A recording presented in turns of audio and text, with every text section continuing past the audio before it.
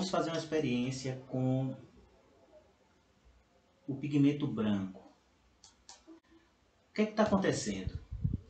No nosso mercado, a gente tem essas tintas da Cofix, Acrylex, são as tintas mais baratas, tem a Gato Preto. Bom, eu já passei dos 40 e eu lembro quando eu tinha 15 anos, até 20 anos, eu comprava essas tintas aqui, a Águia e a Gato Preto. O pigmento branco, você usava uma pequena quantidade dele na cor e ela clareava o tom muito rápido. De um tempo para cá, eu venho comprando essas tintas e eu vejo que ela não tem o mesmo poder de clareamento que tinha antigamente. Isso está me dizendo que essas tintas com branco de titânio, com certeza não tem o pigmento branco de titânio puro aqui dentro. É bem capaz deles estarem misturando algum tipo de carga mineral para baratear o processo.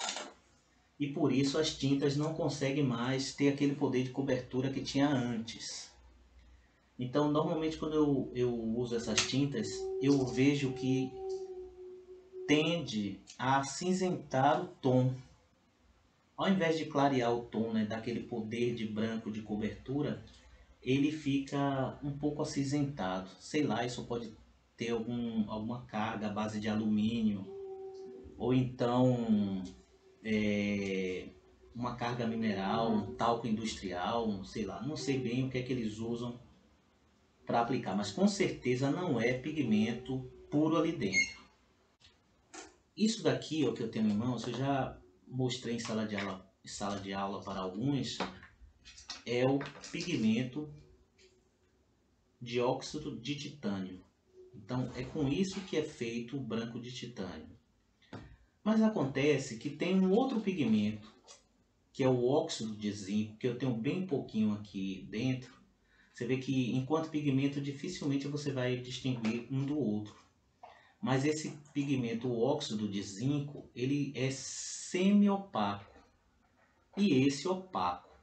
Então talvez essas tintas que a gente conhece aqui estejam utilizando proporções diferentes entre óxido de zinco e dióxido de titânio para baratear o processo. E isso acaba deixando a gente com uma tinta que não é tão opaca quanto a gente pensa. Então eu vou tirar esse óxido de zinco que está aqui.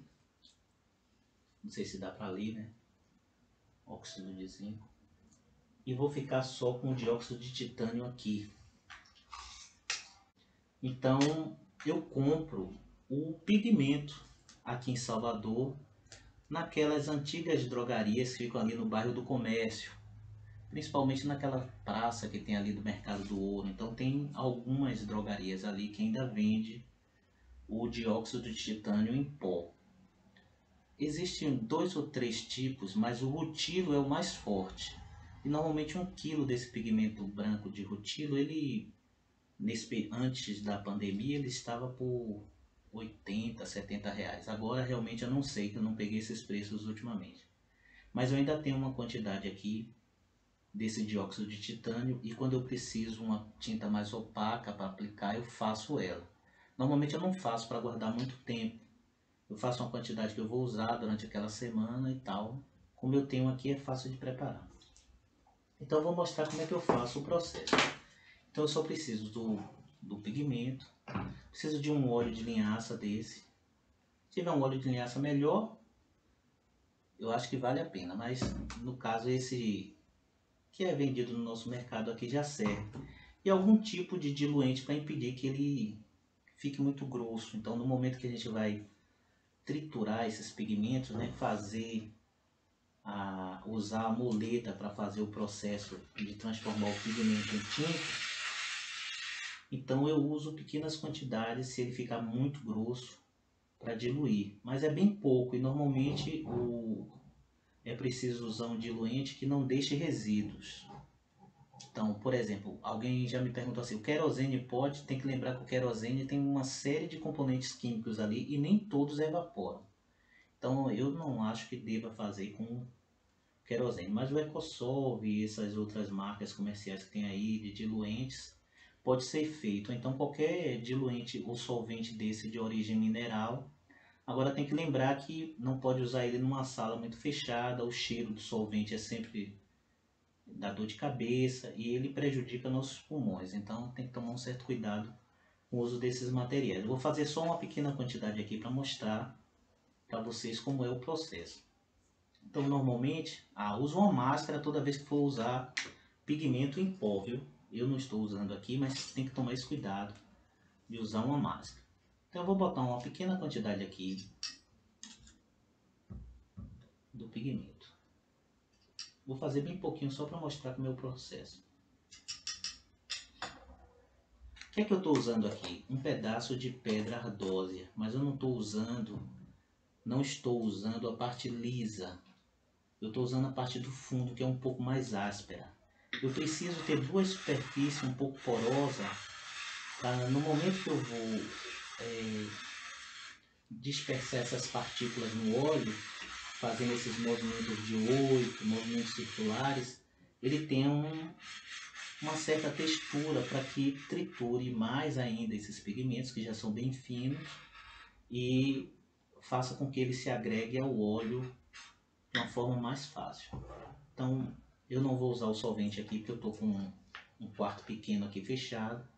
Eu só preciso de uma pequena quantidade de óleo, bem pouco, um fiozinho. Vai colocando aos pouquinhos e se precisar de mais, deixa eu... Então, tem bem pouquinho. Então, o primeiro passo é tentar misturar esse pigmento no óleo. Então, no primeiro momento assim, ó, ele vai ter uma certa dificuldade e a gente tende a colocar mais óleo. Não faça isso. Vá colocando aos pouquinhos, puxando pequenas quantidades. Ele está seco, ele absorve logo o óleo e a gente fica sempre querendo botar mais óleo para facilitar a nossa vida. Mas não faça isso não. Bota pouco e vai misturando.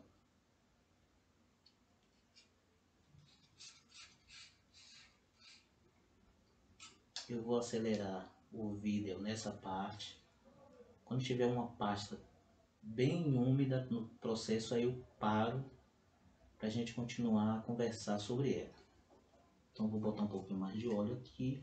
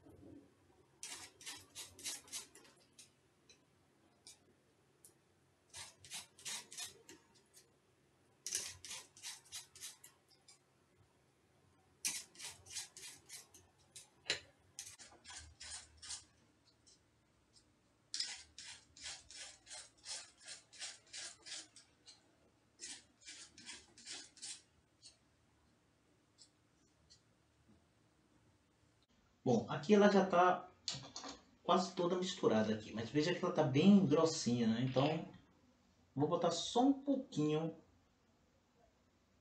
desse diluente aqui. Claro que ele vai evaporar, que vai ficar um cheiro forte, é por isso que tem que usar a máscara e deixar um ambiente bem ventilado para isso. Mas é preciso que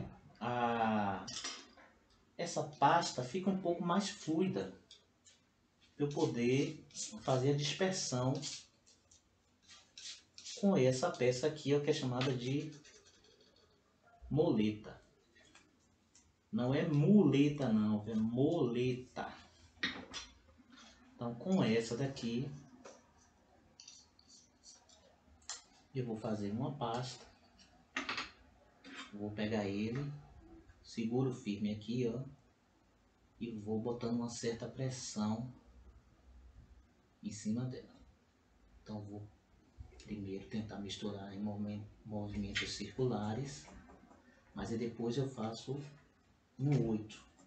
Então olha como ela fica prendendo a peça, tá vendo? Isso aqui é porque a tinta está bem pastosa, então é por isso que nesse momento é preciso adicionar uma certa quantidade de diluente para facilitar a dispersão. Então isso é feito por alguns minutos, você vai puxando a pasta e você já fez a dispersão, coloca ela de novo aqui no centro, tá juntando toda essa tinta e começa tudo de novo. Então faça isso algumas vezes, bote uma certa pressão na mão, vai colocando esses movimentos circulares assim. Isso é bom fazer numa mesa que tem um certo peso, senão você fica tremendo muito a mesa. Eu estou aqui numa bancada em cima de cavaletes, não dá para colocar tanta pressão em cima. Então até mesmo no chão, senta lá no chão e aí bota ele, faz a pressão. Só não fique em local de muito vento, principalmente quando estiver usando o pigmento, senão você vai perder tudo.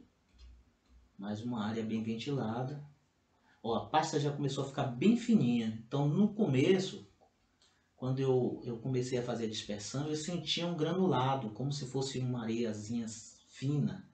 Mas no momento que eu vou fazendo isso 2, 3 vezes, a pasta já fica bem fininha e aí você já não sente isso. Então é sinal que as partículas já foram misturadas com óleo. Se tinha algum tipo de partícula um pouquinho maior, ela já vai quebrando, vai ficando miudinha. E aí eu consigo fazer a tinta. Sempre em pequenas quantidades. Não tenta fazer tudo de vez não, que normalmente você não vai conseguir fazer a dispersão de todo o material. E para não perder também, né? Faz só o que vai usar. Então ela fica uma pasta bem cremosa. Você sente até na hora que você está manipulando aqui com a espátula. Limpo ela bastante e faço todo o processo mais uma vez. Então depois que eu fiz isso com toda a pasta de tinta, como é que eu posso guardar? Então, até mesmo uma embalagem dessa de creme dental aqui, ó.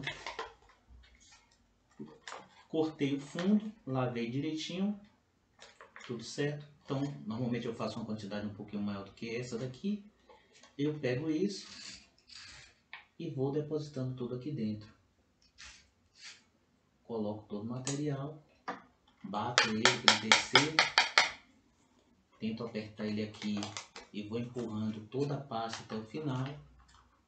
Então depois que eu cheguei lá e fechei ele direitinho, eu limpei todo o processo, eu posso cortar no tamanho e passo no fogo para queimar a borda e vedar. Ou então boto um pouquinho de cola, essas colas rápidas que tem aí, e aí vedo ele direitinho e uso. O importante é não deixar ar aqui dentro, porque vocês sabem que a tinta óleo não seca por evaporação como a tinta acrílica ou a tinta guache e aquarela.